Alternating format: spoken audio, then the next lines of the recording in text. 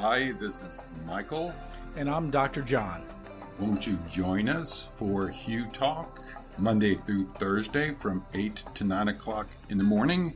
What we would like the callers to do is to call in and tell us what's on your mind. That's Hugh Talk, Monday through Thursday, 8 o'clock in the morning.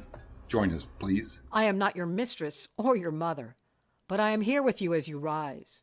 Tune into The Attitude with Arnie Arneson, policy and politics through the lens. This is KPFT Houston, 90.1 FM and FM HD1. Support for KPFT and the Prison Show is provided by the Cohen Parole Law Firm.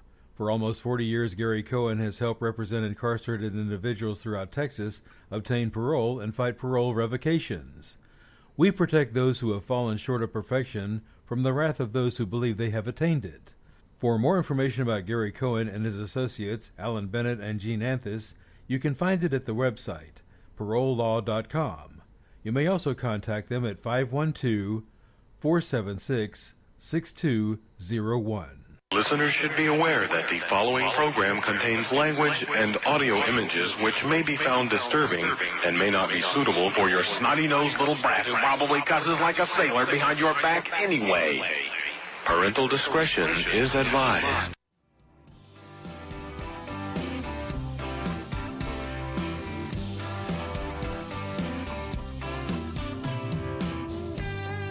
Daddy, I'm coming to see you.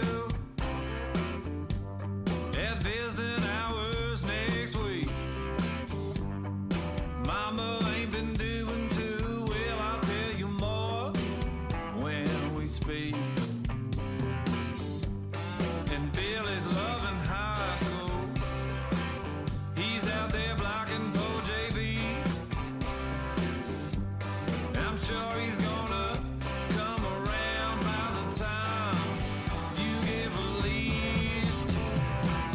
It's Friday night, the inmates go quiet. Listen for a voice they know. It's time to holler down the pipe chase and rattle them bars, because we're going to do a prison show for you right here at beautiful old, historic old, exciting new KPFT Houston, from the heart of Montrose, where we all hope tomorrow will be a better day. Dreams, I can see your freedom. I will hold you once more. The man with no visitors, no money on the books. Remember, David's always gonna be here. You're never so alone. This thing's my love. It's Friday night, the inmates go quiet. Listen for a voice they know. It's prison radio. Prison radio. And welcome to the Prison Show. Today is Friday, of course, and it is July the 5th. Woo, this week has been eventful, to say the least. Last weekend, the Prison Show crew, along with some of our friends and allies, went on over to the summit in Austin. And, you know, with Beryl and the looming in our future, I did ask specifically if anyone gets evacuated at any point, can they take their tablets? And if they can, which they said you could, if you can, when you are transferred, depending on the facility you are transferred to, they would have to make sure, whatever facility, in the gym, if there would be Wi-Fi.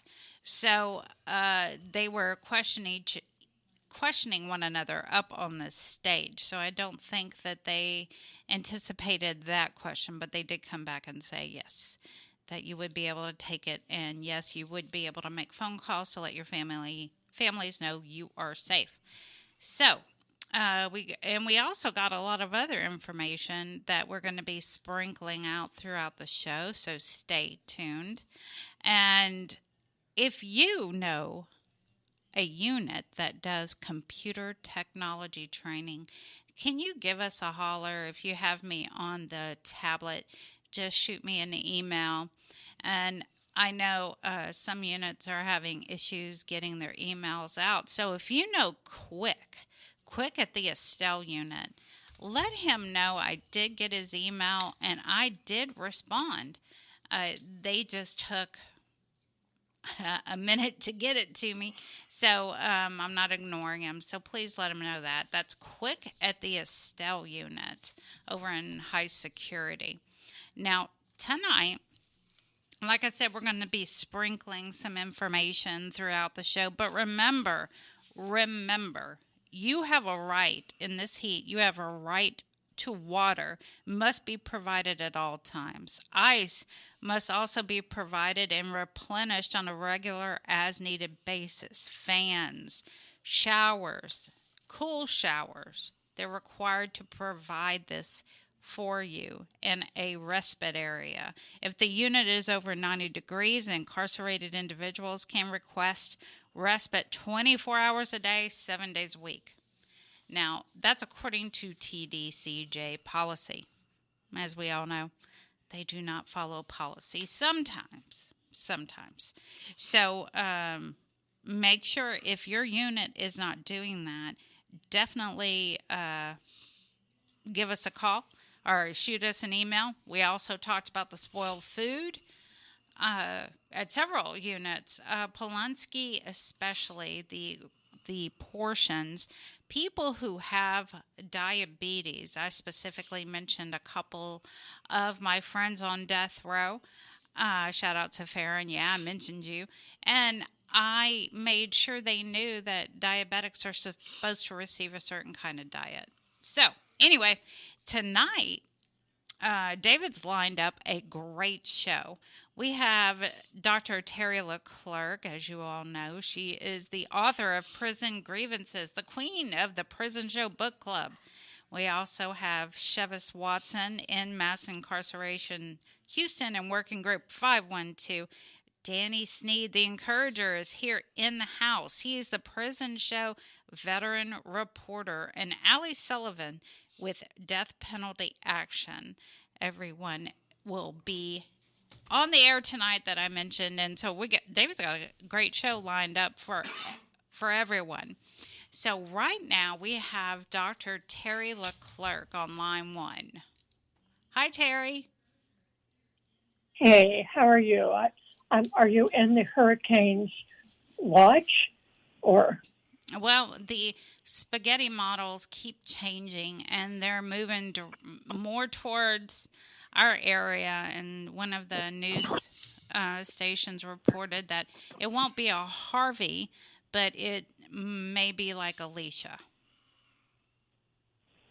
No, this sounds good, because the news I'm getting is have all of your hurricane evacuation devices prepared so you can leave. So, it's going to be really hard for TDC guests to be able to leave if this happens again. I'm really so nervous for everybody. I hope it misses us, but bless everybody. Absolutely. Yeah, definitely. They did say they would evacuate if needed, but, what their definition of if needed is maybe different than ours. Well, yes, there's that. Okay. By the way, I love your ink pen. It's hilarious. Oh, I got my fur ball, and I was using it at the summit. I was trying to get their attention, like, "Hey, I got a question. Hey, got a question." Did they find you? I think so. They found me, but they were trying to get me. They wouldn't let me ask my question, but they finally did at the end, very last one. I trust in you. You're perseverant. Yes. Okay. So today, David and Dani, I would like to talk about freedom. Yesterday was the 4th of July, and it represented freedom. And I understand it's a wee bit ironic to talk about freedom to a group of people who are in prison and have fewer freedoms than the rest of us. But I thought it's useful to think about it because, we don't have the freedoms to move around and do what we want to do. And yet, let me give you some information. Freedom, the power or right to act, speak, or think as one wants to without hindrance or restraint. We can think. We may not be able to act. Certainly we would have constraints, but we can think. And then Franklin Delano Roosevelt, who was the president of the United States some time ago, said there are 4 freedoms. And I've thought about this over the last week.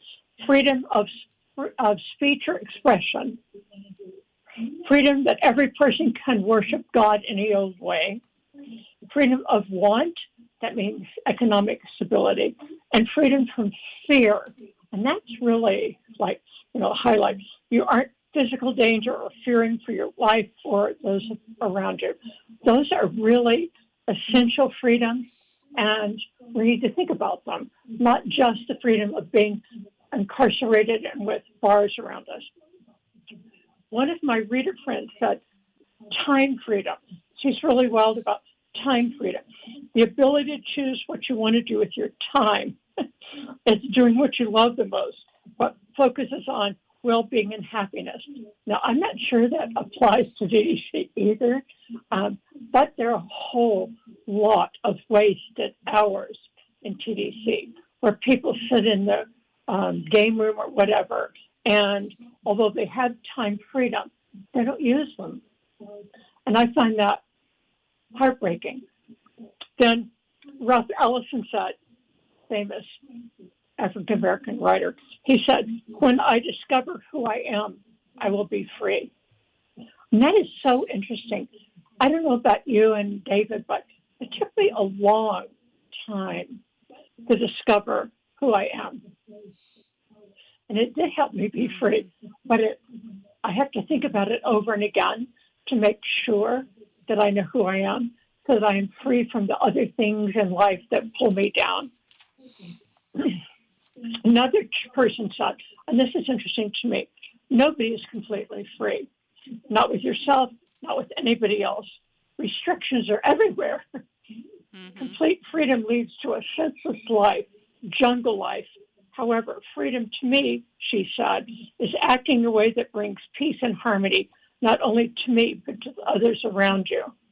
And as I hear a lot of my correspondents talking about being field ministers and people who are helping the younger people who spend all their time trying to die off on K2, they are trying to bring freedom to others.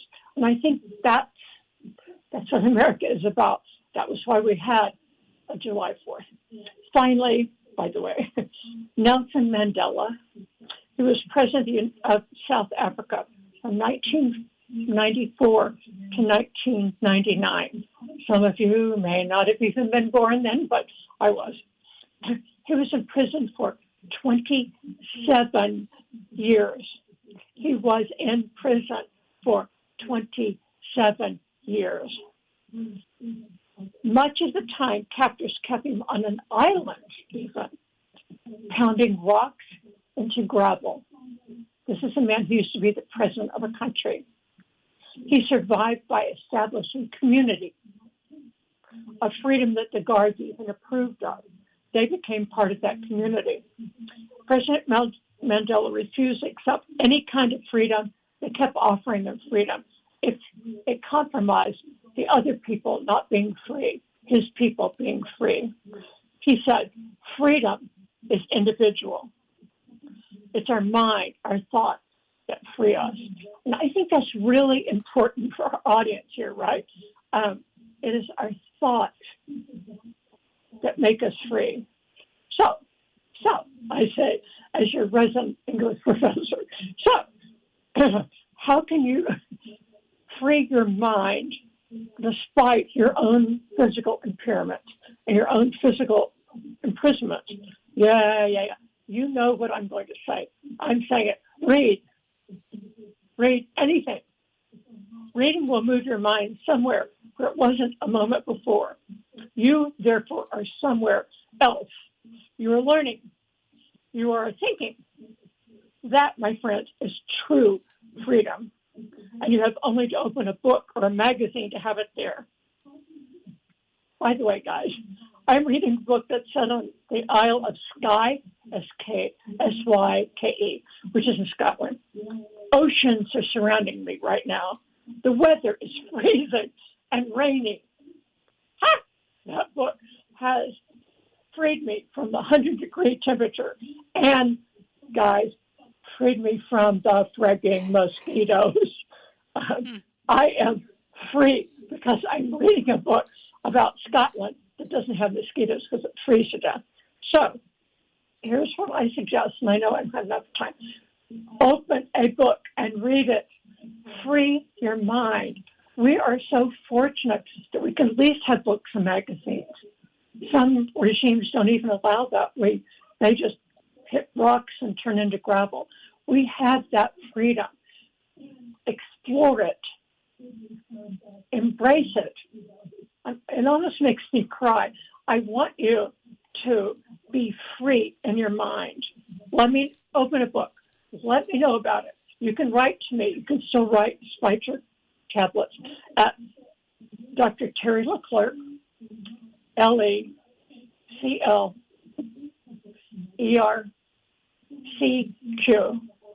at School of Law, 727 East 26th Street, Austin, where it is so hot and humid and has mosquitoes. 78705. One really quick thing. I've had two correspondents that I just want to give a shout out to. One is Troy Glover and Memorial. He wrote the best book review. He's talking about sophisticated language, perspectives. Lockhart made me feel trapped in my own body because she uses illustrations to describe her life. I thought that was fabulous. And the other one, as usual, is Aaron Pennington of Polinsky. He reads more books than I do, and yet I read one book a night. He has read in 12 years 573 books. This year, so far, in 2027, he has read 51 books. Oh, my gosh, Dani. Think about how free he is despite those bars, right? Well, Dr. Terri LeClercq, we appreciate you, all the information you gave us on how to be free, and absolutely, especially from this heat and maybe the hurricane. And the mosquitoes. Right. We thank you very much, and we look forward to having you again.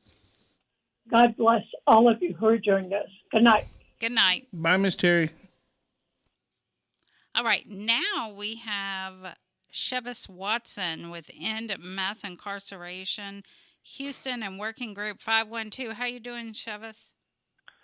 Hey, Miss Dani. Hey, David. Can y'all hear me? We sure can. Loud and clear. Let's do it. Peace, power. This is our hour. Greetings to all of you from around the world. Thank you for tuning in tonight from wherever you are. No matter if you're in SEG, listening from the tablet, somewhere in a transport van, and hearing KPFT 90.1 FM from the back seat. We're happy to be in community with you. I'm Chivas Watson, your End Mass Incarceration Houston reporter and executive director of Austin-based service agency Working Group 512. Sorry, I am not there tonight. I'm fresh off of a return flight from Washington, D.C., where I was chasing justice and fighting for freedom in the name of true abolition. The last few weeks have been absolutely busy. 2 weeks ago, I partnered with Dr. Amit Dominic and the great ladies at Texas Prisons Community Advocates, TPCA, where we're pushing the 85 to Stay Alive campaign and challenging community members to find out what it's like inside of a hot Texas prison cell. The multi-faith End Mass Incarceration Unconference, held by Senator Raphael Warnock of Georgia and hosted by Friendship West Baptist Church in the Oak Cliff neighborhood of Dallas, Texas, was a true success. Out of nearly 100 people who visited the mock cell, everybody was disgusted with the Texas Department of Criminal Justice.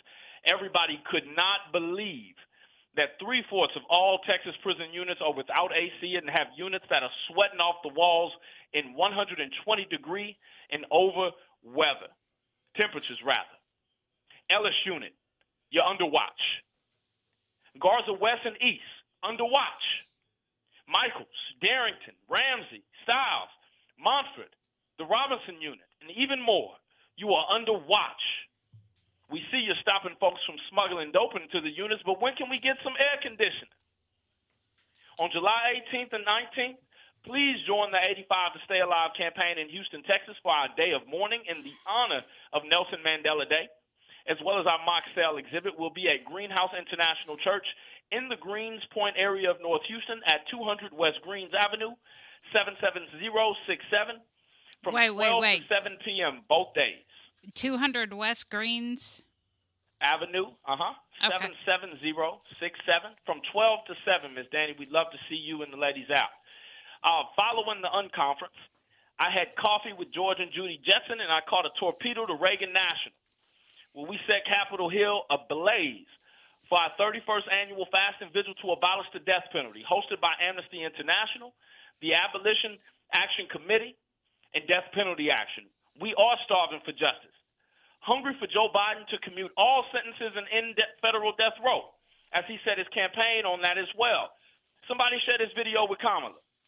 While in D.C., we joined Reverend Barber, the Mississippi and Vermont chapters of the Poor People's Campaign for their We Are the Swing Votes protest and rally. If you're listening, did you know that poverty also equaled death? Did you know that those without capital get the punishment? Catch a new article from the good folks at Just Leadership USA. You can Google Just Leadership USA if you've got the tablet inside or if you've got those capabilities. If you're on the outside, you can Google Just Leadership USA. They, this week, recognized my participation and supported our collective efforts in D.C. You can find a video excerpt of my speech where I amplified the names of Melissa Lucio, Rodney Reed, Julius Jones, Darius Elam, Juan Sanchez, and Garza West, Mike Crump, Billy Allen, and my homie Edgar Garcia on federal death row in Indiana. If you receive this call to action to join us, please visit Death Penalty Action or Starving for Justice pages on Facebook or other social media sites. When I was there in D.C., Ms. Dani, I shared a room with Daniel Gwynn, our 197th exoneree from Philadelphia. He'd served 30 years on Pennsylvania death row before being released in February. Can anybody Google his GoFundMe and give him $5, $10, or $20 on behalf of your support of en masse incarceration, Houston? Did y'all also hear that California just this week exonerated the 200th person? With 1,591 executions in the history of the death penalty, it's time. It is time. I do not care if you don't believe in us. We need to abolish the death penalty. And I know Miss Dani, Miss Linda, and David, they agree.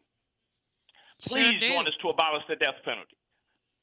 Please join us to end poverty and the Supreme Court's nasty vision of America, ruling against the unhoused last week. I won't say anything more about the fast, as Alli Sullivan with Death Penalty Action is also on tonight and has her updates.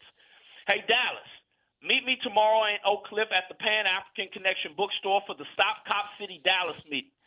How much will it cost us in Dallas? Shoot, will John Whitmire in Houston try to bring it to H-Town next? Will it improve community safety in Dallas? It certainly won't in Atlanta. The long trail of mass incarceration continues. I want to make a special shout out to Blaze Vega, my brother who has been locked away in Harris County Jail for 6 years on a murder allegation that he had nothing to do with. He wasn't even there at the time of the criminal episode. Participatory defense agencies, myself, and some others are working with the Harris County Public Defender's Office to gain his immediate release. Isn't that a wild something, Miss Dani? 6 years in the Harris County Jail? Yeah. Yes, Oh, my 6 years. I've heard of 8 years, 10 years. Meh. Oh, my goodness. It's disgusting. And in that regard, we want to lift up Kyle French. Everybody lift their lighters up. Put a one in the air for Kyle French, still in the Harris County Jail. Innocent.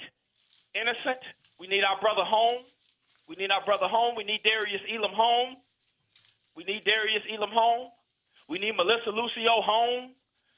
Like this weekend, we need Melissa Lucio home immediately. Again, free our sisters. Free our brothers. Free our fathers. Free our mothers. Last year, we lost 334 people to the heat in TDCJ, and they just don't care. With tuberculosis in the commonly unit and escapes every year, could it be that we need to change TDCJ leadership? I think so. I agree. I think so, man. It's a super hot summer. Again, I apologize that I couldn't make it back to Houston today, but I'm always there in spirit. Guys, gals, families, you can reach me by phone and online. We've got our Austin numbers at 512-953-3980. We've got our Houston numbers, 832-598-1347. Y'all know the email works. workinggroup512@gmail.com. We are on Instagram. We are on Twitter. I am looking for an intern to help me manage all that. I'm far too busy in the community. If you know somebody, send them my way. Oh, our digital distribution initiative will be back alive in the next week. We will be in Austin, Houston, San Antonio, Abilene, Dallas. Police, catch me if you can. You can't stop me. Again, I'm Chevis Watson, your in-mass incarceration reporter. If any families are looking for legal research or legal education assistance, use those credentials shared earlier. I'd be happy to help. Any of my teammates would be happy to help you not only learn but also exercise your legal abilities. Your legal abilities. Again, we are tired of the death penalty. We are tired of over-sentencing. We are tired of barriers to reentry. We are tired. I speak for the black community. We are tired of black exploitation. We are tired. Ms. Dani, David, 2 weeks ago at the In-Mass Incarceration Gun Conference, I was pushed, assaulted by one of our activist advocates' wife. I will be sharing that independently on my own networks, not here at KPFT, but I do want to amplify. All the things. I've been busy. I've been juggling, chasing justice, fighting for freedom. Always glad to be with you all. And I'm sorry to cut you off, but we got to wrap it up. But we appreciate you being on, Chevis. We appreciate the Death Row Angels of Texas. I heard from a butterfly that we might have a Peacemaker Award in the works for the ladies of Death Row Angels of Texas. You all safe travels. God bless. Sending all of my love to the brothers and sisters inside. Y'all take care. We talk again soon. Thank you, Chevis. We appreciate you. Bye-bye. Bye-bye. And now we have Dani Sneed. He is the encourager, the prison show veteran reporter. Let me stick that microphone right up in your face. Well, thank you so much, prison show. Man, I was so excited to get here today. To my veterans that are locked up, thank you for your service. I want you guys to know that I served in the U.S. Army from 1982 to 1986. But I also was serving TDC from 1988. And the last time I got out of TDC for the third time was in 2008. And so that experience, like anything else in my life, what do you say about TDC, man? It was life-changing. But what I want to do is I want to share some information about what happened and how what happened got better for me after the military and finding myself at 28 in prison. So I went in the military at 18, and at 28, 10 years later, found myself in prison. And that sounds like a unique story, but it's not. That's why we have the prison show. That's why we have someone addressing veterans. I think I forgot the number, but there's a great amount of veterans that are locked up in TDC. But here's the good news. They have addressed the issues of incarcerated veterans through two programs. One is the Veterans Justice Outreach Program. That program is not really designed for people that are in prison, but in jails. So say if you go to jail here in Harris County and you got one of those messed up cases and you're a veteran, in some cases, the VJO, the Veterans Justice Outreach Program, they're in the jail. They try to get the judge to give you a softer sentence. So if you're going to get out, you won't be homeless. So they're going to try to connect you to some services and and the judge is going to try to be lenient with you. So that's the Veteran Justice Outreach Program. But the program that really helps veterans that's incarcerated is the Healthcare for Reentry Veterans Program. It offers outreach to veterans incarcerated in state and federal prisons. If you guys haven't heard about it, you should definitely research that. Healthcare for Reentry Veterans Program. This program offers short-term case management assistance to set you up with some of the things I talk about when you get out of prison. Especially, you want to talk about your local VA. Any veteran that's getting out, if you know you're going to get out soon, you don't know which direction to go in. You may not have all this information. You heard the veteran have all these goodies for us when we get out. Like they just got all this good stuff for a veteran. Well, some of the stuff is good, but some of the things you have to work for, some of the things you have to be eligible for. Now, to get health care benefits from the VA, you would have to serve 2 years honorably to get medical benefits. But to get housing, you don't have to actually have an honorable discharge, which I find that a lot of incarcerated veterans don't always have a good conduct discharge. Kind of like, they kind of go hand in hand. I got felonies, I got a bad conduct discharge, I got this whole bucket full of stuff, right?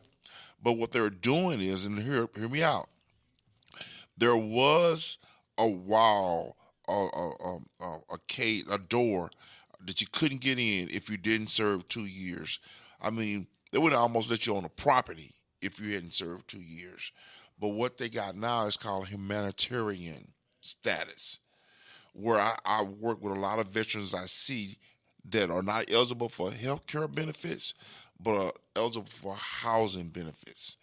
In the state of Texas and throughout this country, not just Texas, every state in this nation has a housing first program designed that no veteran has to meet any requirements as far as income or mental health stability or clean and sober to get housing. Now, it would be great if you had all those things taken care of, but they're not deal breakers. So here's how this works. The first thing you want to do is go to the VA. Why? Because your local VA can provide health care, social services, and housing assistance. And even though they can give you these three things to stabilize you, what's going to challenge you if you don't address your mental health, any substance abuse issues, or any trauma that you may have had before or during the military. I believe I can make the case that if you didn't have PTSD before you went to prison, probably going to have it when you get out. Absolutely. And I really believe that this is something that if they talked about it and looked at, the same trauma, not the same exact trauma, but there's a correlation between what happens to a veteran when he's at war and he's experienced all this trauma and it continues to haunt him and causes him problems in his life. I believe our society will not address that when you stay in prison for a long time, because I stayed 15 years, there's no way that environment allows you to come back in society to the same environment that led you to prison and you're not experiencing some of the trauma that happened to you in prison.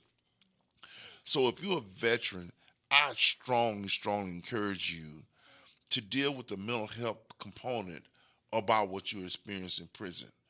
Don't think that it's not affecting you, because I'm telling you, it's really affecting you. The prison environment is not designed for punishment. It's really set up just for profit. Mm-hmm. It's just no way that they have so many people in prison for nonviolent crimes. Did you know, Dani, that 95% of the people in prison will eventually be released Yes. because they're not there for violent crimes. So they're filling the prison up with people that really hadn't did a lot of harm per se to an individual, but more probably harm to themselves, right? So, but here it is, as a veteran, whether you have a good conduct discharge or bad conduct discharge, this nation has went on the record saying we have a housing first program. Is housing important when you get out? Dang right, housing is important. You know, I was at Ben Reed when I first got out, and Ben Reed is something like Afghanistan. I mean, if anybody know about Ben Reed, they put you in this halfway house that's a big complex like a school, and everybody there is locked in there because you didn't have a place to parole. Like the first 2 times I went to prison, I paroled at Mama house. The third time I got out, Mama was gone, so I had no outlet. So I ended up being in a halfway house. I had to figure it out. But what I did on that third time, what really changed the third time I went to prison, Dana, and I always share this, I saw prison as a place the third time I was in that was not harming me, but was helping me because I was struggling with substance abuse. And I think I was self-sabotaging my life because being clean and sober was I really prayed and wanted. And for me, most of all my clean time was when I was incarcerated. So I think subconsciously, when I was on the streets and I was in my addiction, I wanted to escape it. And going to prison, not intentionally, subconsciously, was a way to escape my addiction. That's just my personal story. But going through these treatment centers and getting this information through recovery, the 12 steps, AA, NA, I don't commercialize AA and CA and Narcotics Anonymous. What's CA? Cocaine Anonymous. Okay. AA is Alcohol Anonymous, and NA is Narcotics Anonymous. I don't walk around like advertising and telling people this is a great program and you need to go. But I will say this, without Narcotics Anonymous, I would have never got clean and sober. It worked for me. Mm-hmm. But again, I don't carry a flag and tell people that I work with that that'll work for you. What I've learned is there are many pathways to recovery. And it depends on the group like the individual groups of Narcotics Anonymous. Well, for me, it came down to Dani. Yes. I made a hard decision the third time I went to prison. I didn't want to get out of prison. I wanted to stay out of prison. Think about that mindset. This first 2 times I went 3 times. This first 2 times I was concerned about getting the FI, getting out, staying out of trouble. Don't catch a case. I'm trying to make parole, and all the people around were trying to make parole. The third time, I had no desire about trying to make parole. My mentality and my focus was I want to set my mind not to get out of prison, but take steps here while I'm in prison to never come back. So I started going to meetings in prison. Mm-hmm. I started looking deeper into what recovery was and how I could apply it with intention when I got out this time. So I actually looked at the steps as not some way to just, the steps is in program, 12-step program. Mm-hmm. The first step is you admit you have a problem. The 4th step was very important because it asks you to take a personal inventory of your life. And so when I did that personal inventory in that 4th step, I found out a lot of my problems didn't begin when I did drugs and alcohol. A lot of the problems started in my thinking when I was really, really young. There was some behavior issues when I was very young. There was probably some trauma there when I was very young. And there was some resentments I had towards people in my life that I didn't understand how resentment worked. And I'm getting ready to close. But resentment is defined as unresolved anger. So think about this, Dana. if you walk around with resentment from a young age and you go into your adulthood and it's still there, it's affecting your life and everything around you. But for me, fortunately, through the VA and through Narcotics Anonymous, these programs, I was able to gain insight into what my problem was. And it wasn't drugs and alcohol. It was in my thinking, my belief system, my principles, my morals, my values. All those had to be lined up on a piece of paper. I looked at what I thought I believed, and what I believed in was a bunch of garbage that I learned from the streets. You know, slippers count, you snooze if you lose, you know what I'm saying, get it how you live, you know, type of kind of like a pimp mentality, you know what I'm saying, just criminal thinking. You know, if you drop your wallet, you know, I'm going to put it in my pocket and then I'm going to help you look for it type mentality, you know. I know a few people right. that did that. And you develop this belief system at a young age around the environment, people you're around. Right. But that's what happened. But what happened got better. And today I work as a mental health peer specialist at the VA. Went from buying drugs from Ray to getting help from the VA. So that's my time, guys. I love you. Thank you for your service. I can be reached. My name is Dani Sneed, Sneed, the Encourager, 4640 Main Street, Houston, Texas, 77002. Thank you. That's my time.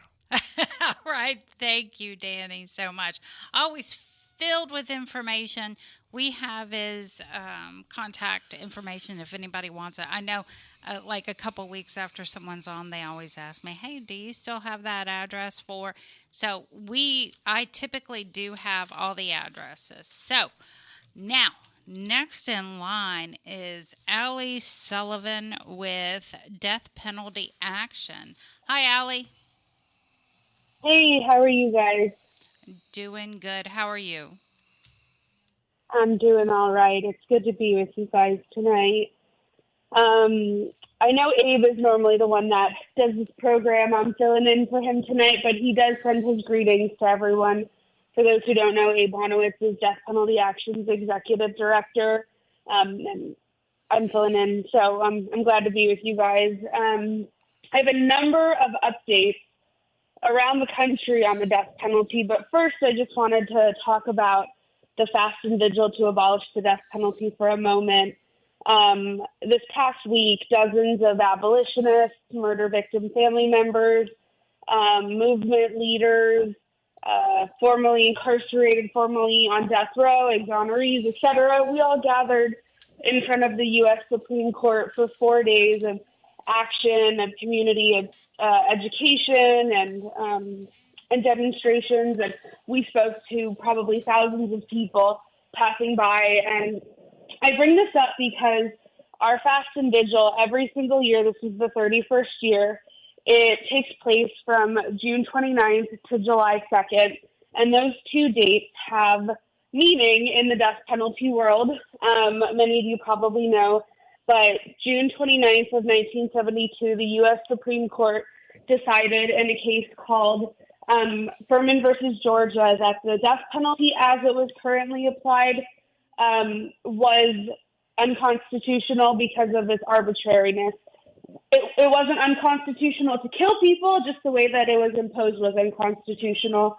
And so it forced states that wanted to have a death penalty to rewrite all of their legislation. And 4 years and 4 days later, on July 2nd of 1976, in the July 2nd cases, of which Gregg versus Georgia is the most well-known, the U.S. Supreme Court upheld new death penalty statutes that had been written and created by 35 states in the federal government that wanted to retain their death penalty. I bring that up because 48 years later, after Gregg, the death penalty is no less arbitrary than it was then.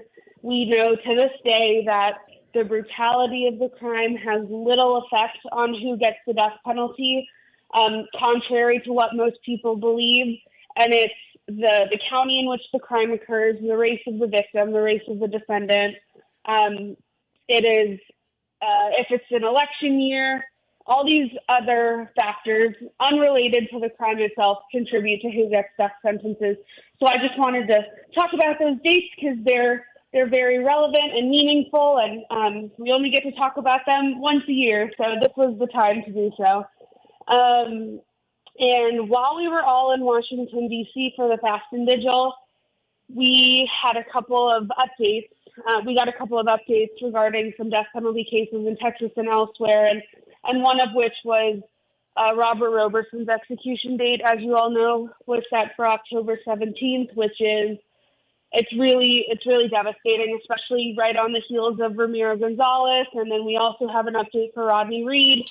All these very well-known cases seem to be not going well right now, for lack of better words.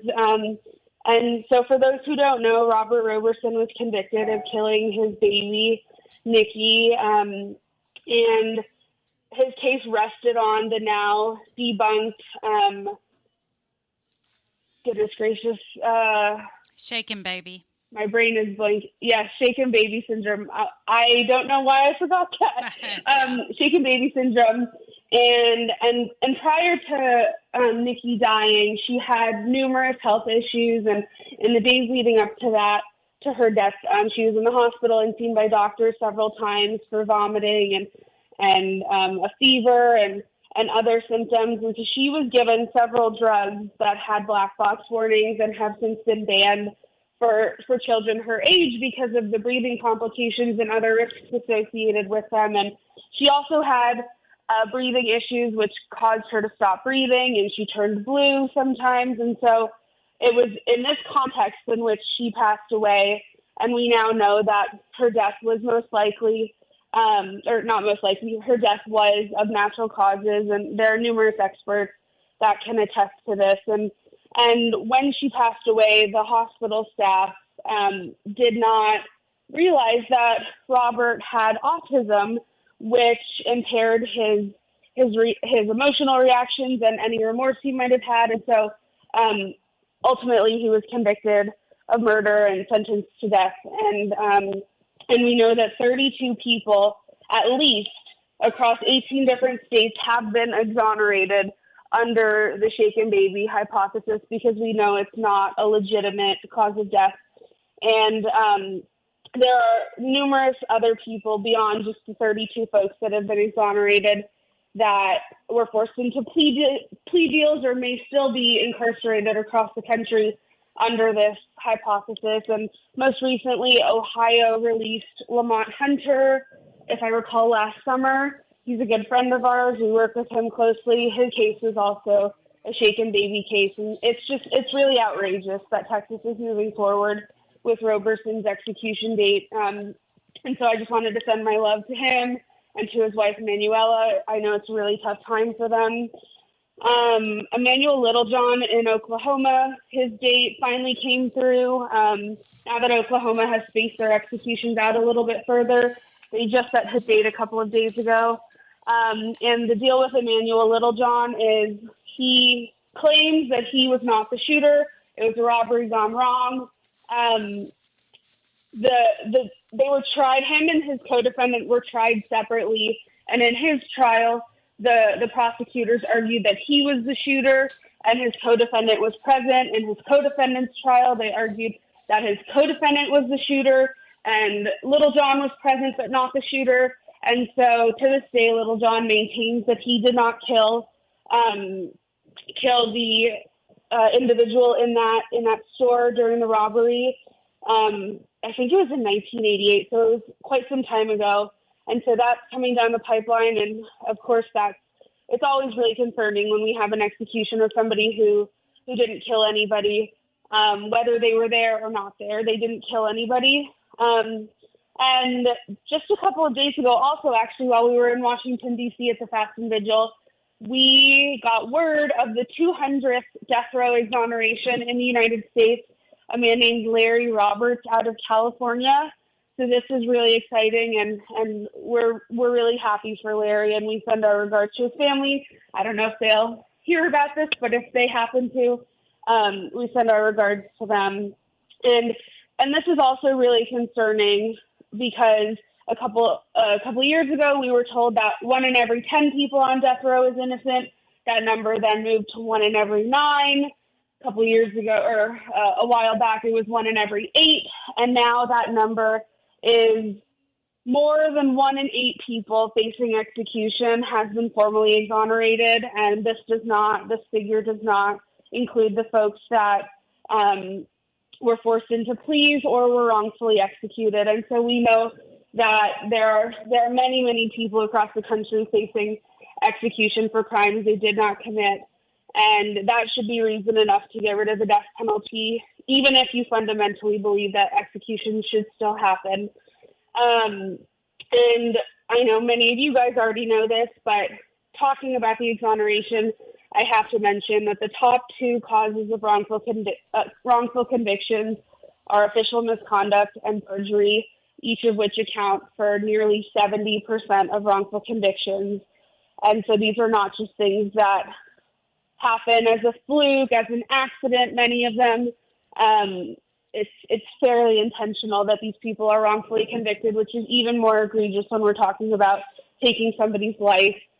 A couple days ago, the Death Penalty Information Center also released a new report talking about how our electoral processes in the United States increase the arbitrariness of the death penalty. Many of us already know a lot of the details described in this report, but they were able to show that the death penalty, or that death sentences were more likely to be affirmed in election years. And we also see that governors are more likely to grant clemency when not facing re-election. And so I just wanted to touch on that as we were talking about wrongful convictions and exonerations. We also know that Indiana is seeking to resume executions in the very near future. We're seeing other states attempting to resume executions as well. Utah has a date set over the summer of a man, and they have not carried out an execution since 2010. So we're seeing states that haven't carried out executions wanting to resume executions, which is always really concerning. Many of you guys are probably also aware of the case out of Missouri of Marcellus Williams. He's scheduled for execution in September. And like Robert Roberson, he also has the backing of the Innocence Project. He was convicted of killing a reporter in the 80s, and there were inconsistent testimonies, and folks were incentivized to testify against him. And he was excluded as a contributor for the DNA found on the murder weapon, and no court yet has reviewed this exculpatory evidence. And so he, a judge in St. Louis ordered for a hearing in August to assess his evidence of actual innocence, and even one of the prosecuting attorneys in his case moved to vacate his wrongful conviction after seeing this evidence. So we're really hopeful for that. As you guys all know, Rodney Reed was also denied a few days ago at the Supreme Court. They denied his petition for a new trial. However, the Fifth Circuit is going to hear his case in August. We remain cautiously optimistic, but we stand with Rodney Reed and his family. And I think that's just about all I've got for you. There's been a bunch of stuff around the country, so I touched on as much as I could. There has been quite a bit around the country, and I know you went to visit Romero, right? So I was supposed to have a 4-hour visit, but some of the things got shifted around because there were a bunch of people trying to visit Ramiro in the last few days of his life. So I didn't actually get to sit down with Ramiro, but I did get to see him several times through the window, and we waved at each other, and we were able to exchange some messages between me and other people that were visiting him. And so, yeah, I still haven't processed that they killed Ramiro. I even though I've seen so many times that the state does not care and they will push these executions through no matter what, there was still a part of me that was in denial that they were going to kill Ramiro. I think everybody who knew Ramiro it was very clear how transformed Ramiro was and how much of an asset he was to the prison and to the people around him. And it was just a gift to know him. And I've been on travel for work, and we were in D.C., and now I'm in Virginia, and I'll be visiting somebody at the federal prison in Petersburg, Virginia tomorrow. I still have not processed Ramiro's execution, but I think when I get home back to Oregon, it'll start to hit me that he's really no longer here. It's Ramiro had some of the same claims that Billy had back in 2020, which the anniversary of Billy's execution is coming up on Monday. But they both showed clear evidence that they had made a drastic change in their lives, and it's sad that the courts couldn't see that. Alli, we do appreciate everything you do, and we look forward to having you and Abe on the next time. Sounds good. It was good to be with you guys, and hope to see you guys soon. Okay, sounds good. Have a good weekend. You too. Take care. Bye-bye. All right, David, what you got for us? Well, I'm going to play one of Buzzy Martin's new ones, I guess. Okay.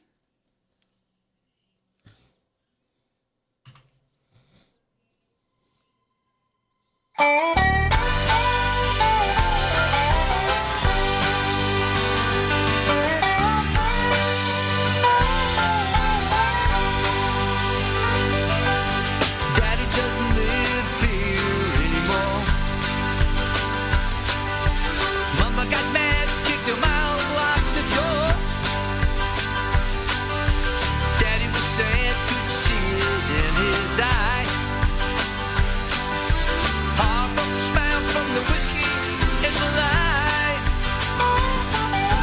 Heartbroken smile, running out of time. At the crossroads, burning candles, looking for the other side. Heartbroken smile, lie after lie. Daddy tried as hard as he could, making music from the sound of strings and wood. Performed his songs day and night about poverty, abuse, and the prison life. Heartbroken smile, running out of time. At the crossroads, burning candles, looking for the other side. Heartbroken smile, lie after lie.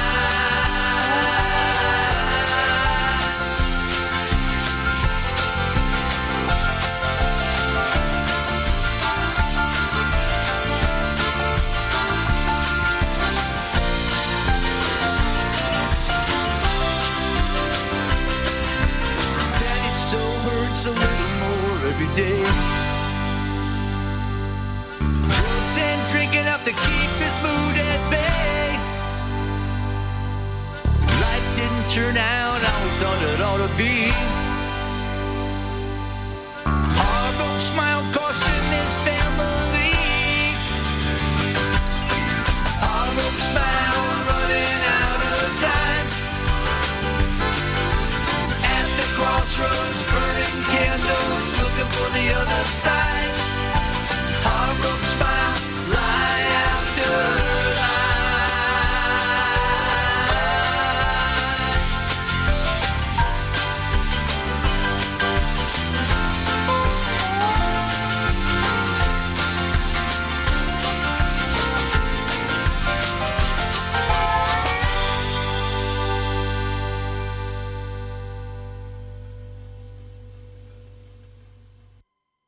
So, I heard you guys are gagillionaires. Yeah, now we got AT&T fiber and wireless, so we're connected everywhere we go. Even out here?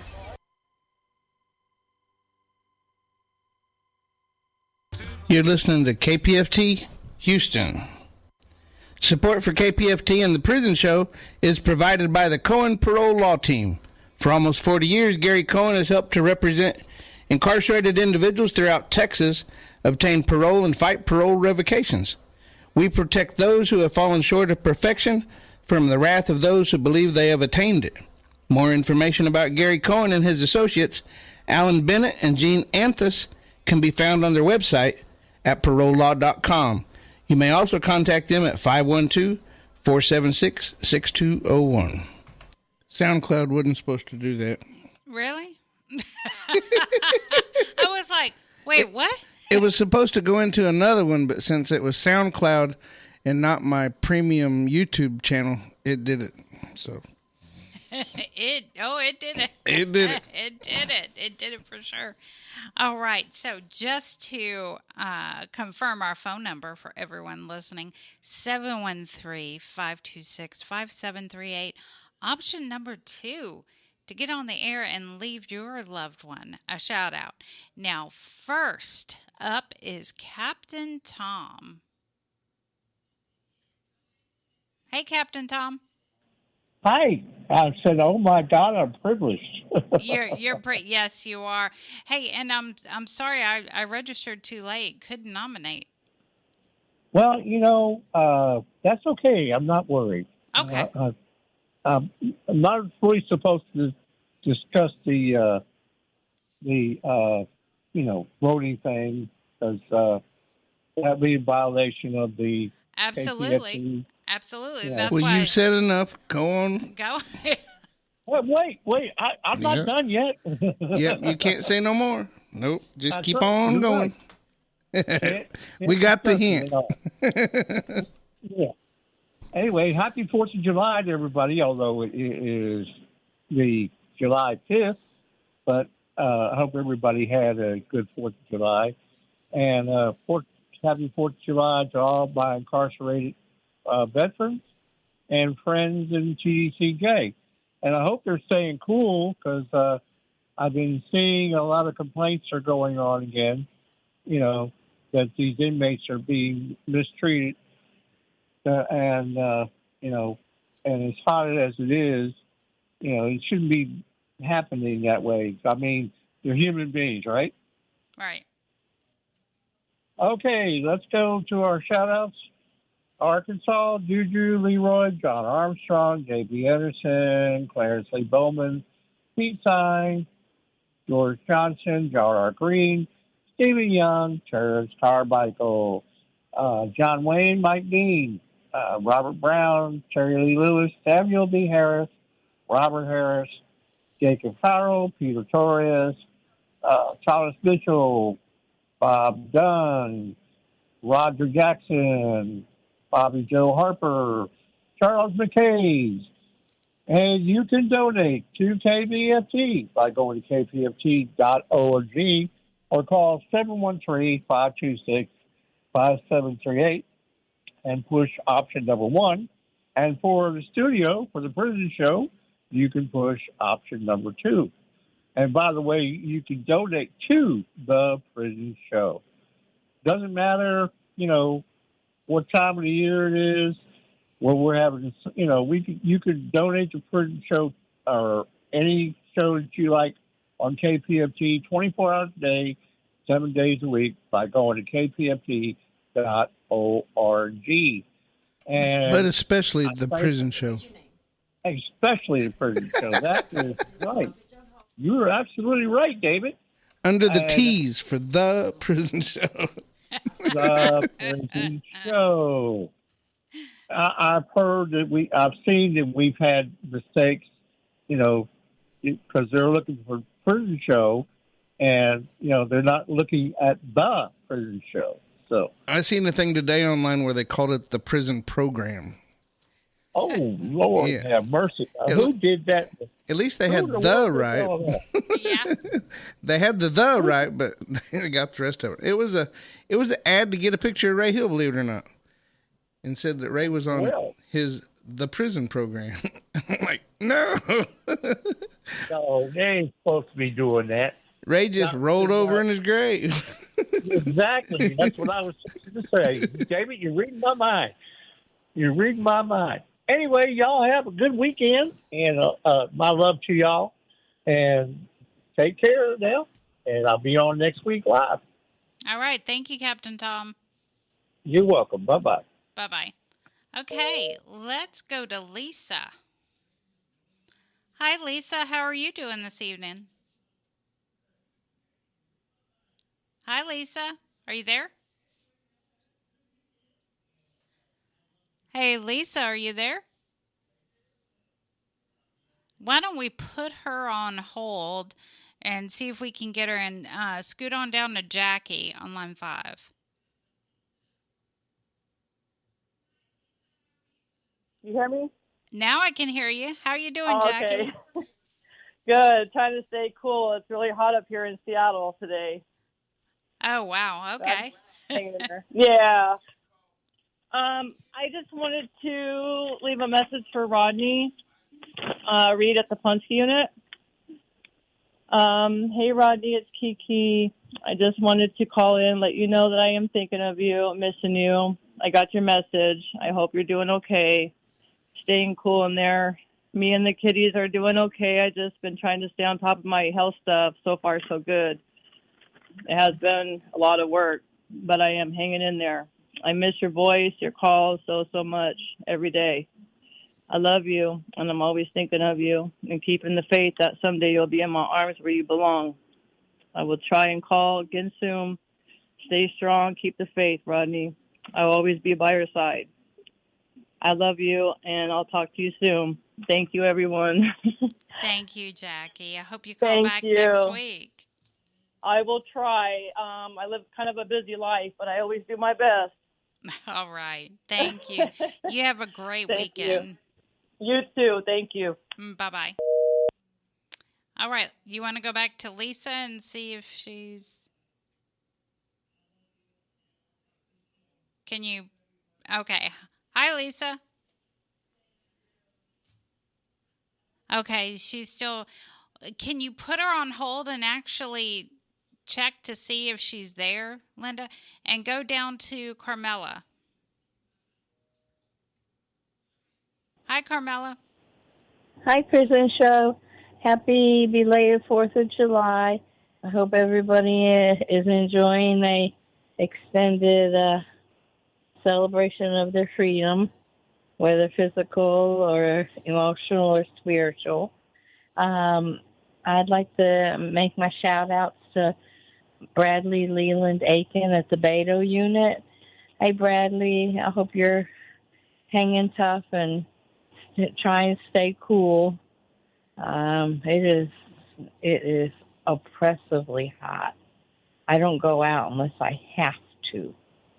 And I've been trying not to since the family. Oh, she dropped off. Okay. That was sudden.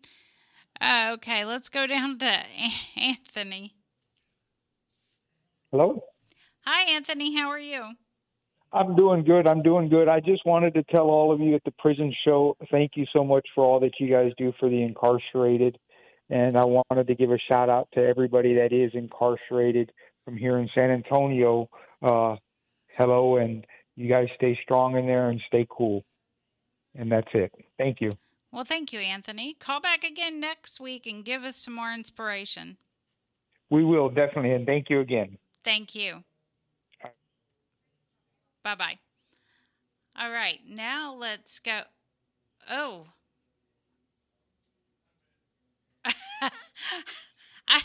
I'm going to have to separate those two.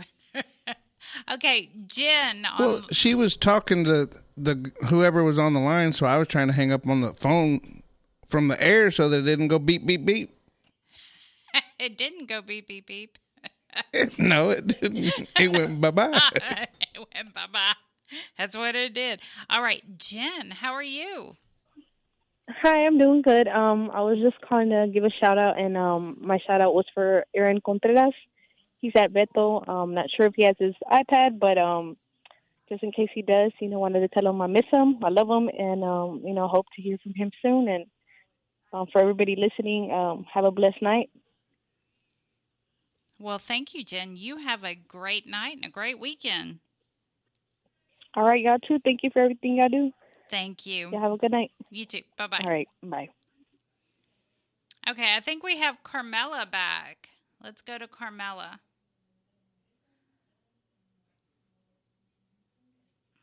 Hey, Carmela. Hi. I'm sorry, I don't know what happened with my phone, but at least I'm back. Anyway, again, hi to Bradley Aiken, my nephew at Beto. Hope you are staying cool and safe. Please keep your chin up and keep on putting your foot forward, and just know that you're loved. I know your dad went to South Padre last week, but he's back. I don't know if the whole family went or who all went, but I haven't talked to him. But anyway, you take care of yourself, and remember, I love you. You are loved, so don't forget that. My next shout out is to Alexis Andrews at Bell City Jail, Bell County Jail. I think he's still there. I don't know where he is, but hey, Alexis, I hope you're doing okay, staying cool. I hope you were able to enjoy some of the Independence Day extended weekend. I hope your plans are going okay. Just stay positive and just keep on doing what you need to be doing, and know this will pass quickly. The family is back from vacation. Boy, am I glad, and I have a renewed appreciation for the guys and their backyard chickeneering duties. Hank is not nice to me, but I'll get over it. Just know that you're loved, and I've been thinking about you, and just take care and stay cool. And my next shout out is to Marcus Mullins at the Holiday Unit. Marcus, I hope you're doing okay and hope things are going well for you. Again, please stay cool as best you can. Believe me, it's not any cooler on the outside. So just keep on hanging on to that. Just drink as much water as your body can tolerate and as much as you're allowed to. I hope all your plans are going in your favor, and just again, keep your head up and keep your chin up and keep thinking positive thoughts. And I hope everybody inside and outside had a good holiday yesterday and continued holiday. I don't like the firecrackers, but it is what it is.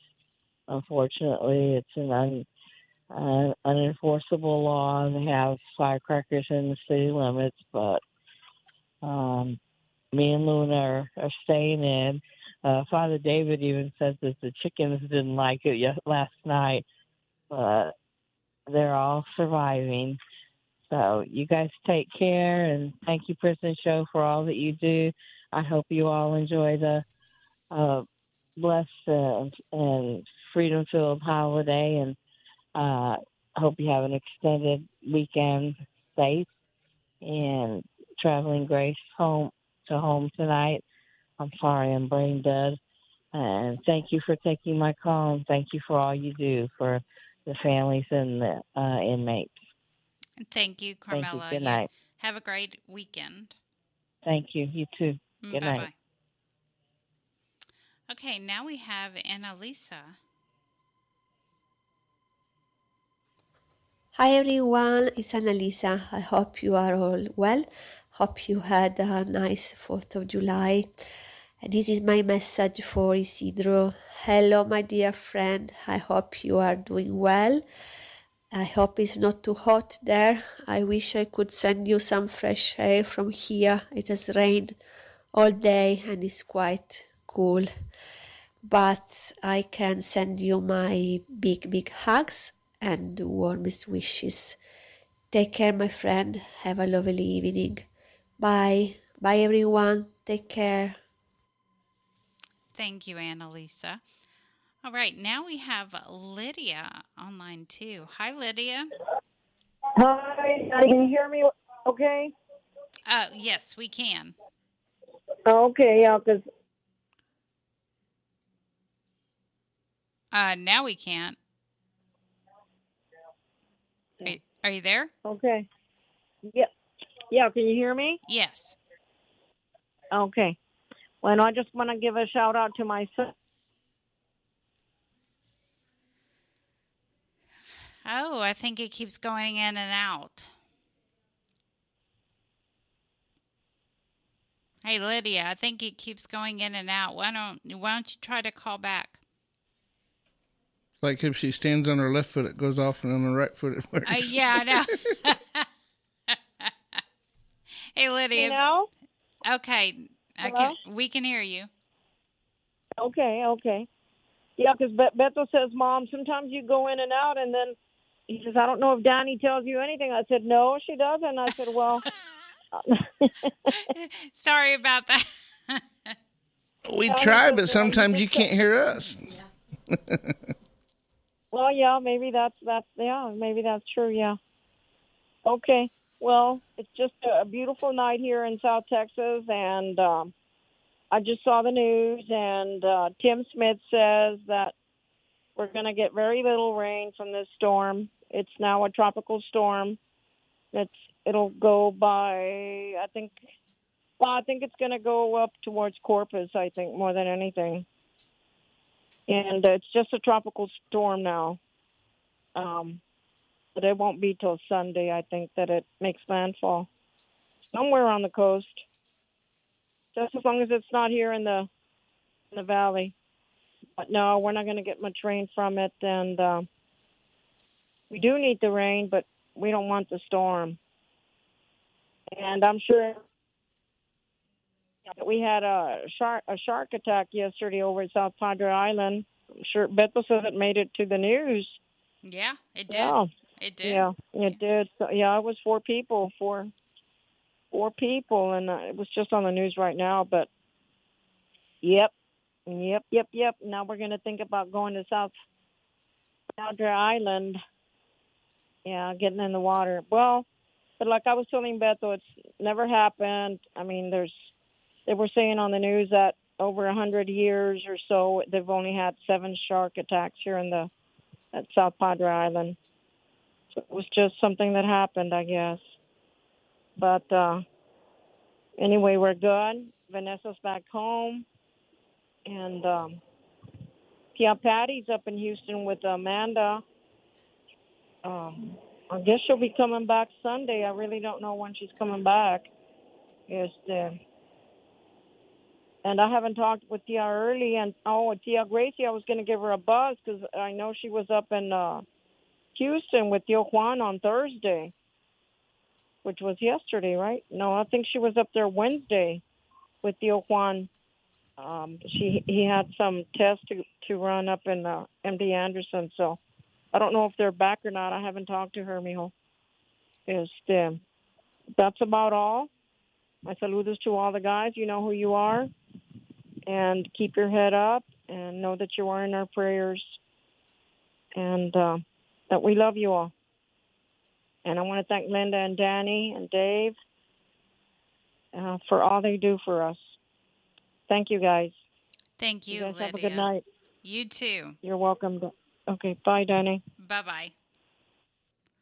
Okay, now we have Caitlin.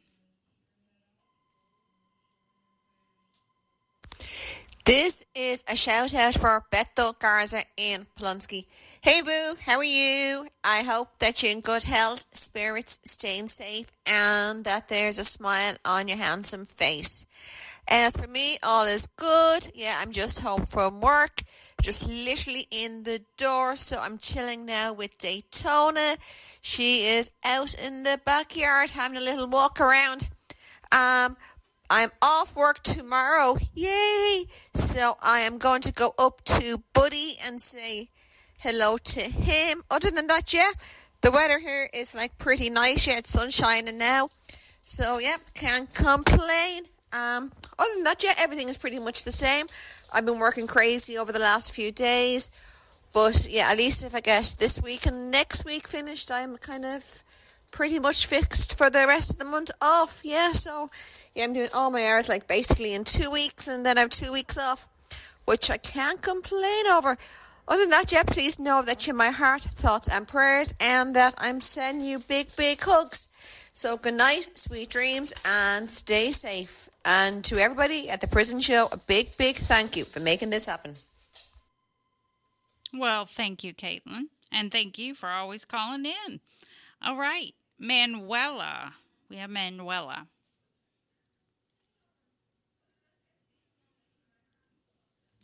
Hello? David? That's my shout out to my sweet and beloved husband, Robert Robertson, Polanski unit. Good evening, my love. I do hope and pray that you are good and all right. According to the circumstances. As for me, I'm good so far. And as well, according to the circumstances, I want you to know that you are always on my mind, my baby, that I'm thinking about you day and night. You are my first thought if I wake up in the morning, and the last one before I fall asleep. I miss you. I want you, I need you, and I love you so very, very, very much with all of my heart, baby. Always and forever, and ever and beyond. I wish that I could be there with you at this time, to talk with you, look into your eyes, see your face, your smile. I miss your smile so very, very much, baby. And I do hope and pray from the bottom of my heart that I will see you again very, very soon. Well, I'm good here. The new workplace is very good. Everything went well the last days. The weather here in Wilhelmshaven is not very good today. It's raining and it cooled down. The last week it was the same. Something else, everything is the same, baby. I had contact with our daughter Victoria. She is all right so far. And she greets to you. Greetings, hugs, kisses, and all her love and blessings. She pray for you that everything went well in the future. My sweet baby, I love you. You can't imagine how much I love you. And I can't imagine my world without you, baby. Please stay strong, my love, and stay focused on Jesus, and He loves you, and I do hope and pray for all the blessings of our dear and almighty God for you, and for me, and our sweet and precious family. our loved ones and friends. I promise to stay strong for you, baby. I do the best I can, and I don't want to pull you down or something, but you know my feelings and emotions at this time. But I will stay strong, baby, for you. I love you, love you, love you, and I wish you a good night, baby. Sweet and pleasant dreams to you, my love. And talk to you soon, write to you soon. And I love you with all of my heart, baby. Good night. Love you, love you, love you.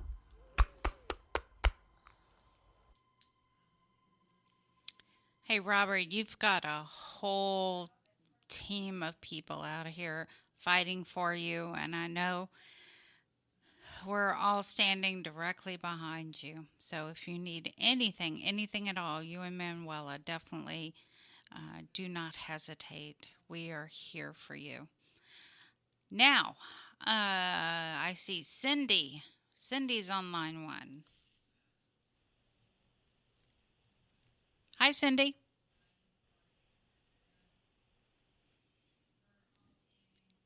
Cindy? I don't think Cindy's there. Oh, no, I know she's not there now. Okay, then let's go to Mike. Mysterious Mike.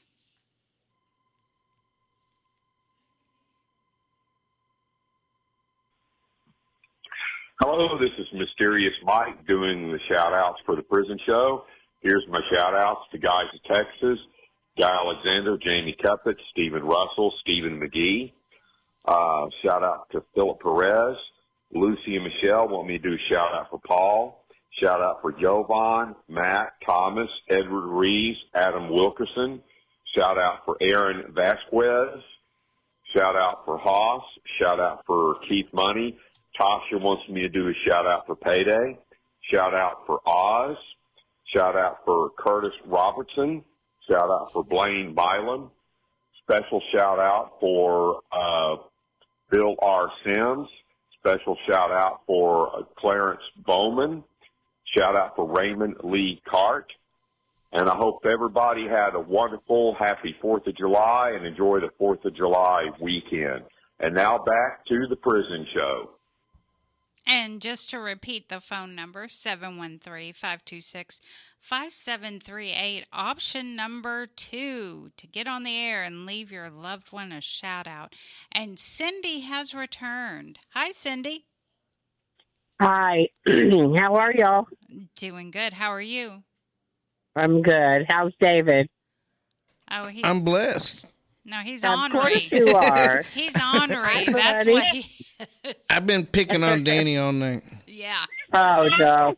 Oh, hold on a minute. Okay, so wait, let me do my shout out, and then me and Oliver is going to sing, okay? Okay. I thought it'd be cute. It will. Okay, I take care of him. He's 4, so he loves me. I hung the stars and the moon with him. Yeah. Okay, now you want to talk to him in a minute. So anyway, David, how are you?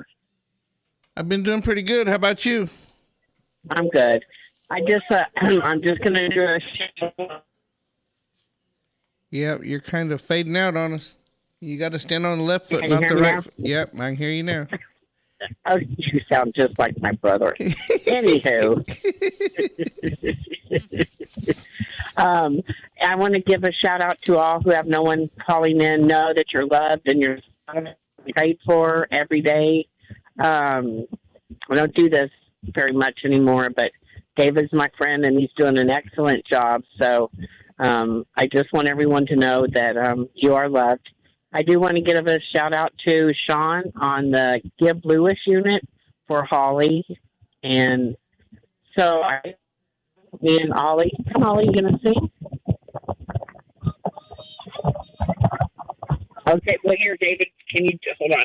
Can you tell him hi so he knows he's singing to someone? Okay. You going to sing for me? Yes. Say, oh, right. Ready? Okay, get up here. Ready? All right. 1, go. Get 'em a rink-a-dink-a-dink. Get 'em a rink-a-doo. I love you. Get 'em a rink-a-dink-a-dink. Get 'em a rink-a-doo. I love you. I love you in the morning and in the afternoon. And I love you in the evening and underneath the moon. And get 'em a wrinkle-dink-a-dink. Get 'em a wrinkle-doo. I love you. Yay! Was that horrible? No, it wasn't. It was really cute. It was cute. Oh, good. So I hope everyone enjoyed that. I will try calling in again and maybe look some people up and see who might still be there. Thank you, Cindy. Have a good night. Okay. You too. Bye, David. All right. Now we have Savannah. Hi, Savannah. Hi, guys. How's it going tonight? It's going good. How are you? I'm doing great. I just called actually to give a shout out to my son, Ernest.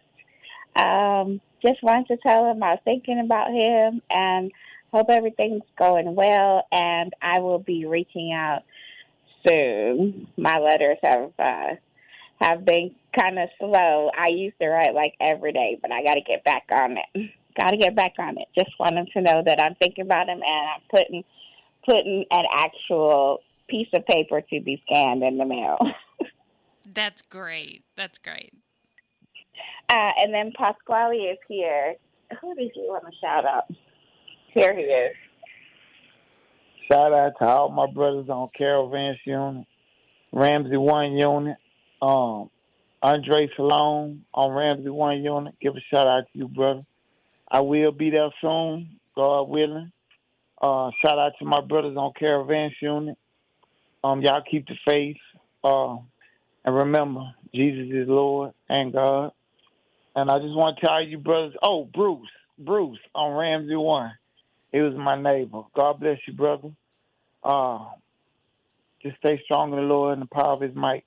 I want to give a shout out to you brothers. I just want to encourage y'all, man, to keep your faith in the word of God and your knees bowed before the master.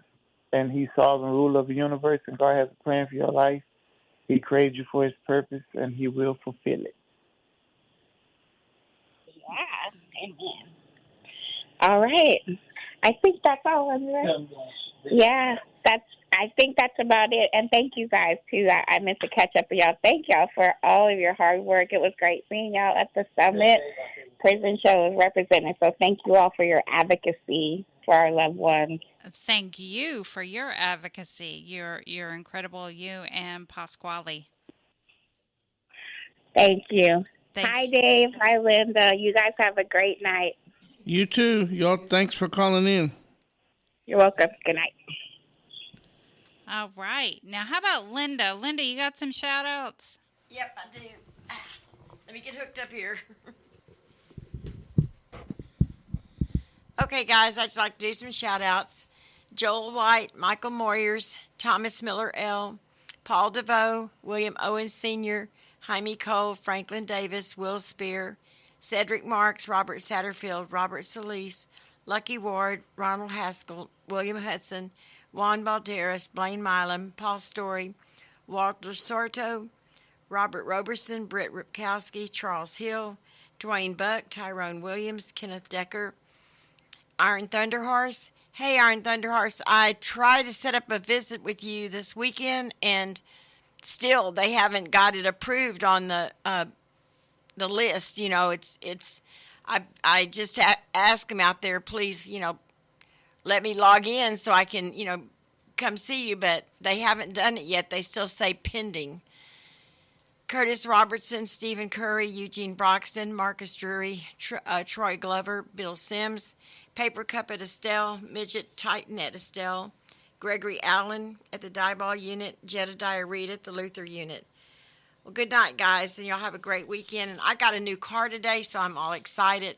And I'm just happy to have a new car. Okay, good night, guys.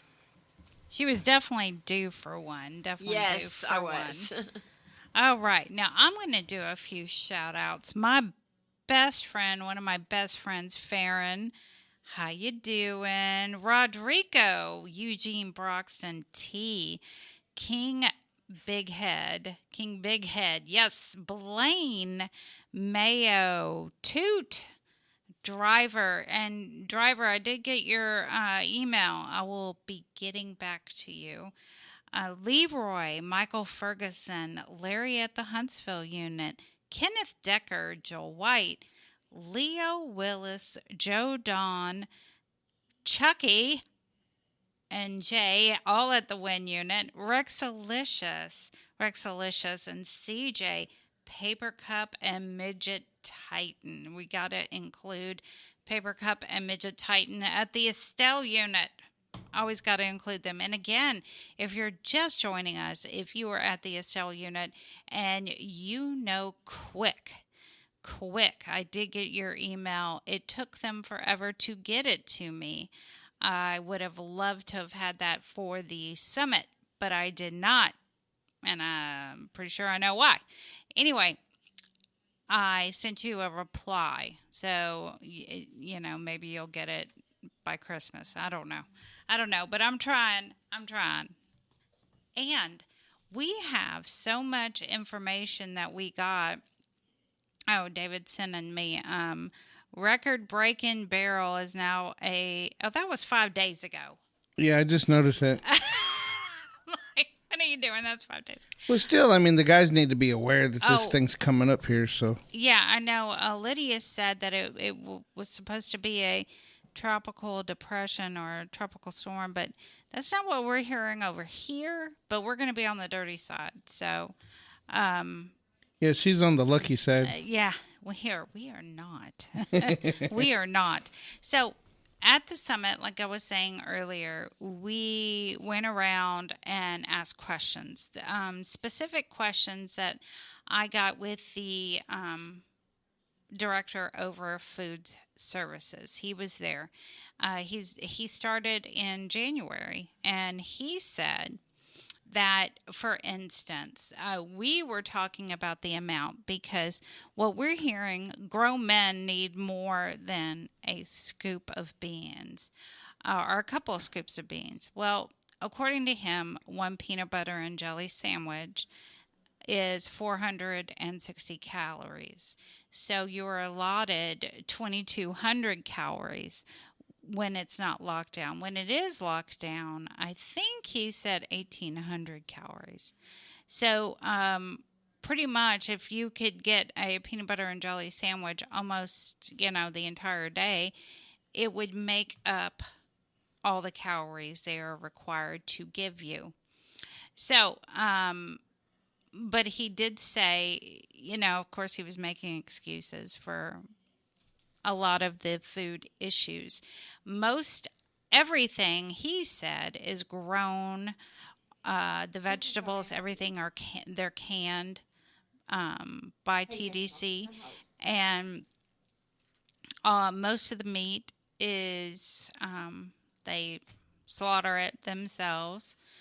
So he said that he's been to 55 units, and he said most of them are surprise visits, and everything has been okie dokie. Well, it's hard for me to believe that he's been there, and I told him surprise visits are imperative to understand exactly what the men and women are going through inside the prisons, because we hear it all the time. And, several times men have brought out their sandwiches out to visit and shown me exactly the kind of food they're getting. He did say that specifically on the Polensky unit, he was getting with the major about the diet trays or the diabetic trays. And, of course, Gloria was there insisting that white rice, white pasta, white bread is not appropriate for diabetics because of her son that's there on death row. Well, we all know that that is correct. You can't have that on a diabetic diet. So anyway, the food was very important. And David spoke with Securus again. They said, Joy's actually in the house with us tonight.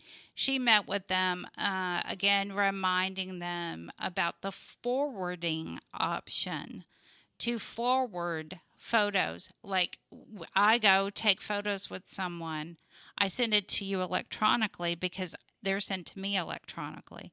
Why can't you have a forward button to forward that to your loved one? It's not rocket science. It's already been done. So we don't understand why.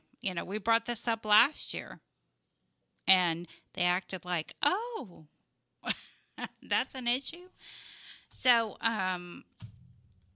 and what else? There was so much going on, but right now we have Jason Wysong on line 1. I believe he was there at the summit too.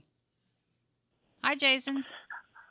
Hi, Dani. Yes, I was at the summit. It was very good to see you, and of course, Mama Linda and Cowboy Dave. It's always great to see you guys, and another. I feel like I'm always congratulating you. Congratulations again, Cowboy Dave, on your article, your Canvas Rebel article. I just caught. Just great stuff, and I'm proud to be. It's just an honor to be part of your show and be on with you all tonight.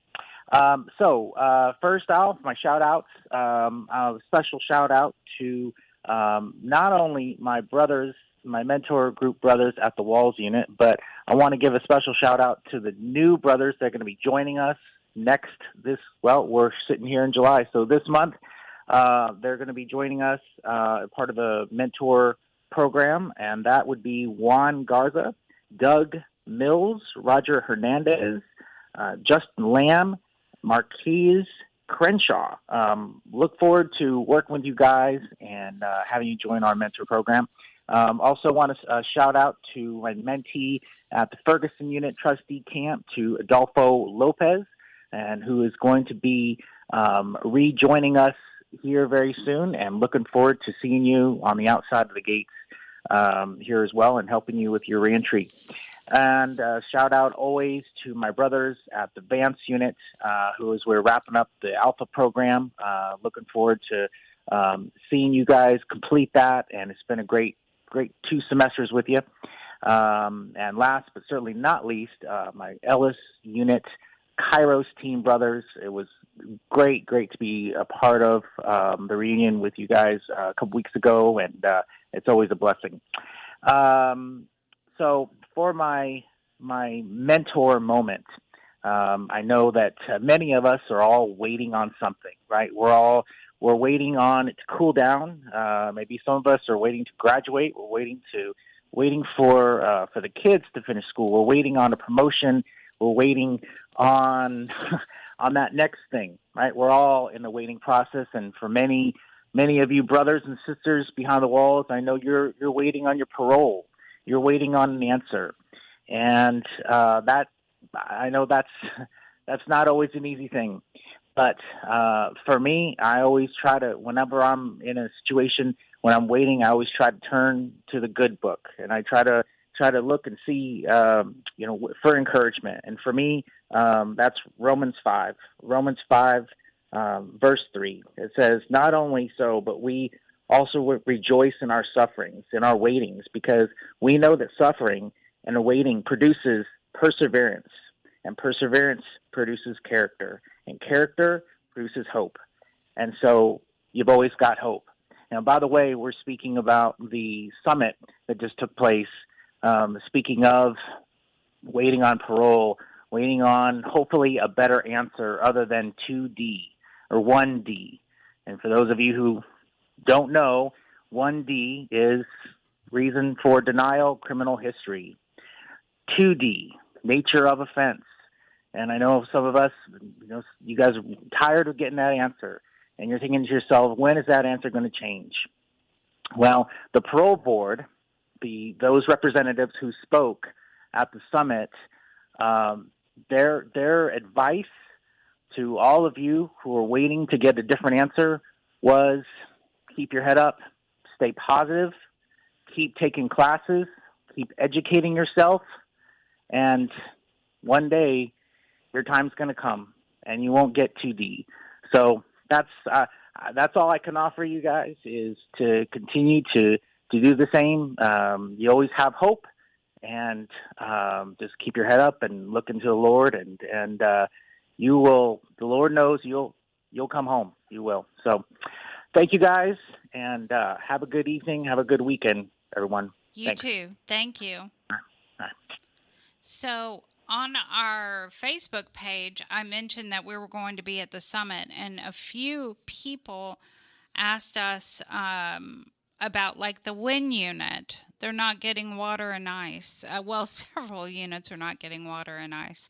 So it's imperative that you file grievances. File grievances on not only the heat, file grievances on not having water, or if they're not following their own policy. File grievances. Use officers' names. You have to have water, ice, cold showers, and respite areas. Remember that. And they mentioned it when we spoke to the people there. They did mention that you need to file grievances. The Johnny's, I know Plain State has been having Johnny's for months. Well, the food director said that they were ripping up a portion of the kitchen.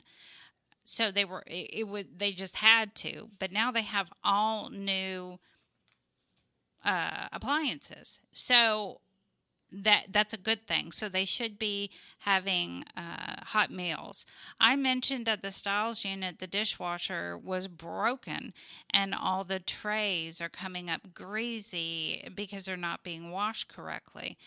He did say that they're not buying any further any other dishwashers, because there's dishwashers there. Yep, said that. And I did mention there was mold in the kitchen there too.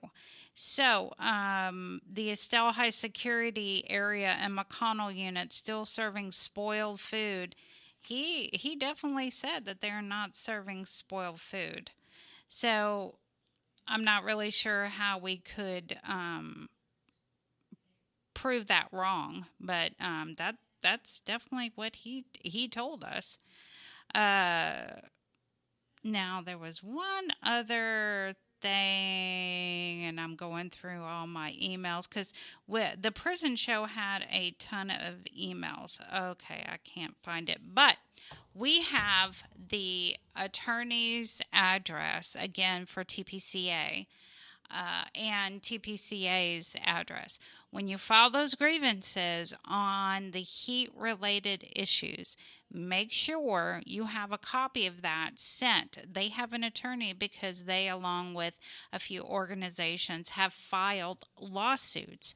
I think Texas Cure. There was a few organizations that filed lawsuits. So Lioness, yes. So Attorney Erica Grossman, she is the one out of Colorado that is helping with the lawsuit. So do you have a pen? You better have one. 1437 North High Street, Denver, Colorado, 80218. So when you file those grievances, you have a copy made, and then you send it to her, or TPCA, which TPCA's address is P.O. Box 1974, Fulton, Texas 78358. We definitely, Linda, David, we all have that information. We can get it to you if you just... And David's, I almost forgot, the prison show's address. It's 226. I know. I'm shocked. 226 Chipmunk Trail, Shepherd, America. 77371. So if you need information that we mentioned tonight, we can definitely get all that to you. Also, remember the HIPAA and PHI form. Those need, because it's in this kind of heat that your family worries about you. Make sure you have that form signed. No medical information can be communicated to your wife, your husband, your mother, father, whoever, your children. No one can have that information unless you sign that form. And they are good for 2 years now. And of course, I'm saying this to a lot of my friends who need to do it. Y'all don't forget. Farron. Not that I'm calling you out or anything. And not to mention names. Paper Cup. Paper Cup. And Midget Titan. Y'all need to do those PHI forms. Seriously. So, again, we have a lot of information that we got from the summit. What did Securus tell you, David? Securus told me it's still going to be about 3 weeks to 4 weeks out. But, I mean, it's getting shorter time. And he also told me, I asked him about pricing and things like that. And he looked at me like, no, there's not going to be any pricing unless it's like a maintenance fee or something. So at least we're not going to be looking at major fees or anything like that. So, I mean, I've never had an account with Securus before to be on the tablets, but it'll be cool to be on the tablets because everybody who has a Securus tablet will be able to hear us. Yep. So everyone, they've been wanting to get out to the ladies units, and so we will be able to reach the ladies units now. We'll be able to reach at people in other states. Yes, we will. It'll be incredible. Now, we were all there last Saturday. Gloria, David, Linda, me, Joy, Jenny, and Linda's husband, Dave. All of us were there, and we made our presence known. We asked questions. We walked around, and then afterwards, David and Gloria, in their infinite wisdom, decided to go to a restaurant. What was the name of it? Ojos Locos. Ojos Locos. And let me tell you, when we Lord have mercy. Well, I told Gloria. She said, "Well, they got tacos." Okay. Yeah. Oh, they have tacos. Trust me. Yeah. I saw them. This is a Mexican restaurant with the Hooters atmosphere, except they wore less clothes than Hooters. Oh, Lord have mercy. And Gloria was so funny. She was just like, you should be ashamed of yourself. But she's the one that voted to go there. I know. And then, all of us old people walking in, and we're like, what the hell? Look at us. And then, we were about the only women in there besides the... And I thought Dave and I were going to have the biggest grins in the world, but y'all were something else. Oh, yeah, we were. Yeah, we were like, really? We don't need some dimples with our... Or Jenny said it best. I don't need some peaches with my nachos. Thank you. They had lots of cottage cheese, though, that could have went on the tacos. You know what? You're nasty.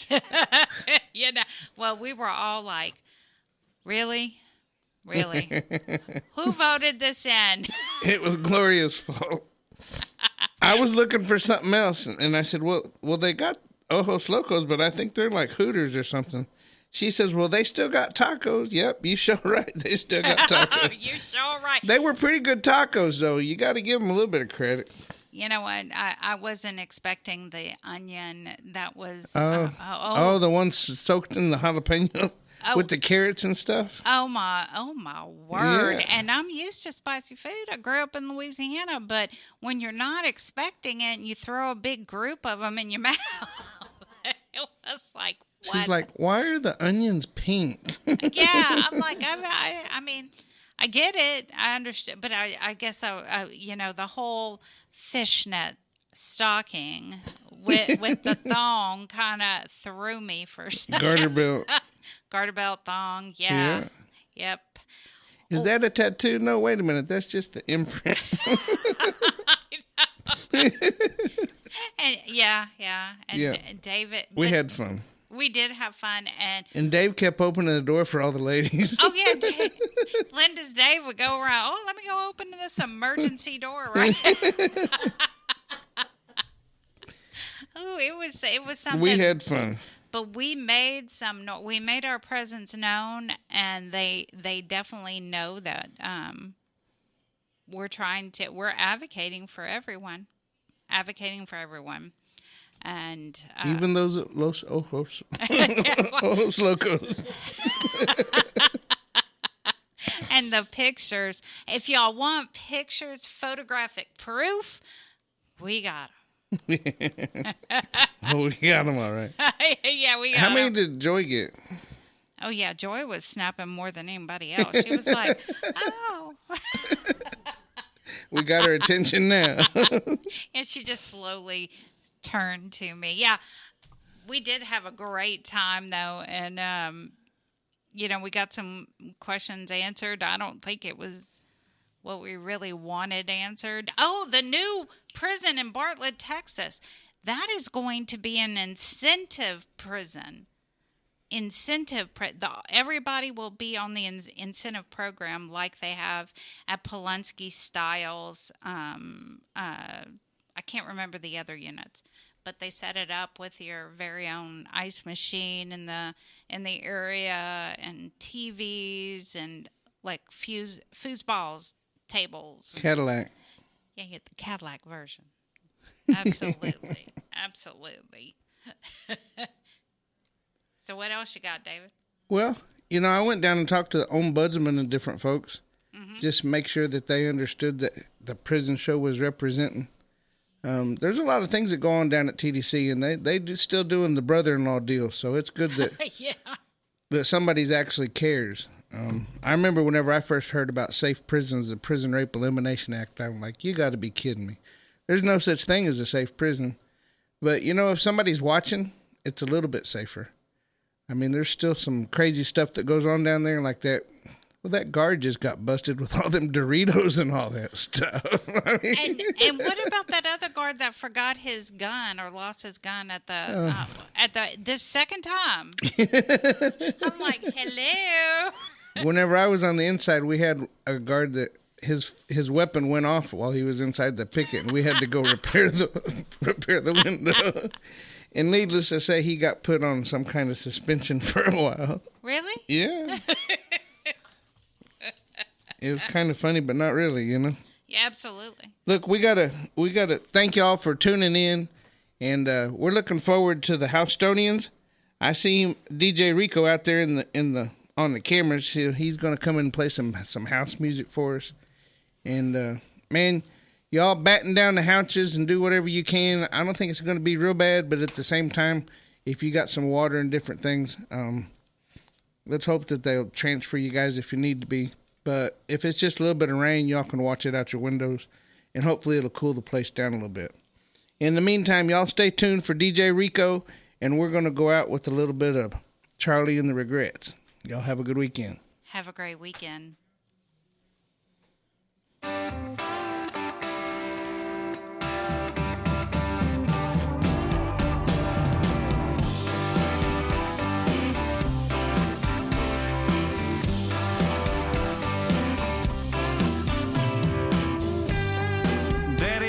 To see you at visiting hours next week.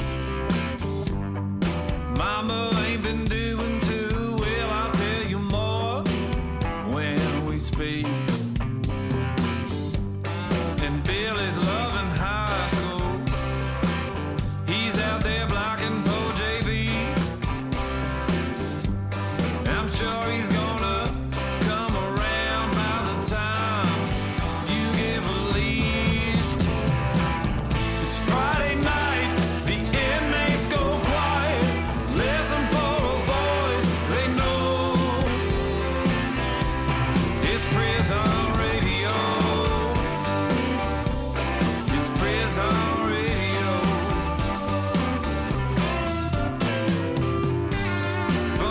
to show me more. In my dreams I can see your freedom. I will hold you once more. To the men with no visitors, no money on the books. Remember, David's always gonna be here. You're never so alone. This thing's my love. It's Friday night, the inmates go quiet. Listen for a voice they know. It's prison.